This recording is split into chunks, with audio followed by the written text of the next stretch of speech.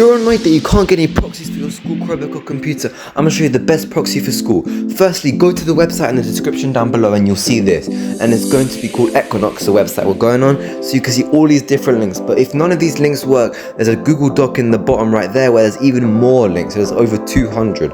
But these links should work, and if you press this and then you press go to site, you'll get brought to this website right here.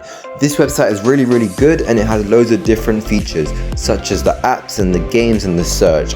If you go to apps, and you can see all of these different apps, but if there's one that you want that is not here, what you do is you go to Google, and then when you see Google starts loading, it will bring you to Google after really quickly. After this, you can search up whatever thing you want that is not on the app section, such as Discord, let's say, and then if you just press enter and then just press on the link on the first link right there, such as Discord, then if you wait a bit, it will start loading and then it will bring you to discord.com, and as you can see, when it loads, it will be right there. And yeah, thank you for watching and subscribe.